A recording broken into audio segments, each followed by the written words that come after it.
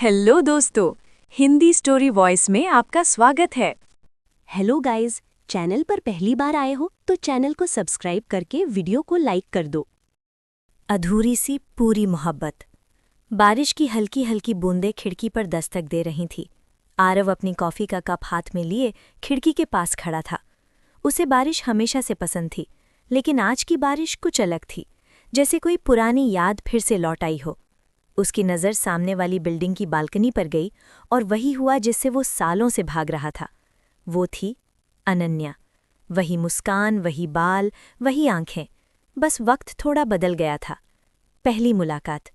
ये कहानी शुरू हुई थी 5 साल पहले, एक कॉलेज कैंपस में। आरव एक सीधा सादा लड़का था, कम बोलने वाला, अपनी दुनिया में खोया रहने वाला। दूसरी तरफ अनन्या थी, हंसमुख, जिंदा दिल और हर किसी से जल्दी घुल मिल जाने वाली। पहली बार दोनों लाइब्रेरी में मिले थे। अनन्या ने गलती से आरव की किताब उठा ली थी। एक्सक्यूज़ मी, ये मेरी किताब है, आरव ने धीरे से कहा।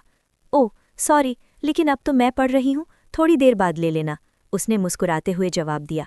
आरव हैरान था, किसी ने उसकी चीज़ लेकर ऐसे कैजुअली जवाब दिया था। ठीक है, उसने धीरे से कहा। उस दिन के बाद पता नहीं कैसे दोनों की मुलाकातें बढ़ती गईं, दोस्ती से प्यार तक। कभी कैंटीन में चाय, कभी लाइब्रेरी में नोट्स शेयर करना, कभी कॉलेज फेस्ट में साथ घूमना। धीरे धीरे दोनों की दोस्ती गहरी होती गई। एक दिन अनन्या ने पूछा, आरव, तुम इतना चुप क्यों रहते हो? क्योंकि मेरे पास कहने के लिए कम होता है। तो सुनने के लिए ज़्यादा होगा, उसने हंसते हुए कहा।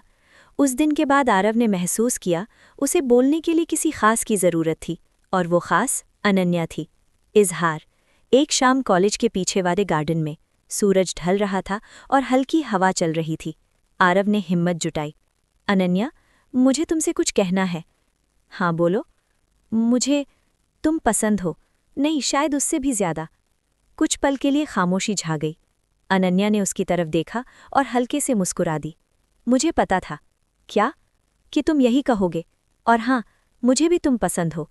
उस पल जैसे दुनिया थम गई थी, सब कुछ परफेक्ट था। वो दिन जब सब बदल गया। प्यार आसान लग रहा था, लेकिन जिंदगी इतनी आसान नहीं होती। अनन्या के घर वालों को ये रिश्ता मंजूर नहीं था। तुम्हें उससे मिलना बंद करना होगा, उसके पापा ने सख्ती से कहा। लेकिन पापा, मैं उससे प्यार करती हूँ।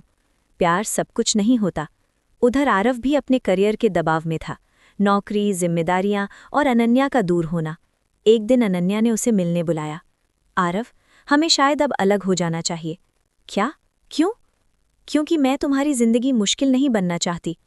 तुम मेरी जिंदगी हो, मुश्किल नहीं। लेकिन उस दिन अनन्या ने पीछे मुड़कर नहीं देखा। 5 साल बाद, आज 5 साल बाद दोनों फिर आमने सामने थे। बारिश अब भी हो रही थी। आरव नीचे गया और उसके सामने जाकर खड़ा हो गया। कैसी हो? ठीक हूँ। तुम? जैसे तुम छोड़कर गई थी, वैसे ही। अनन्या की आंखें भर आईं। मैंने तुम्हें कभी भुलाया नहीं, उसने धीरे से कहा। तो फिर गई क्यों थी?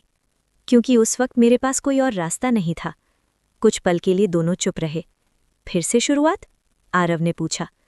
अब शायद हमारे पास एक मौका है, अनन्या ने उम्मीद भरी नज़रों से कहा।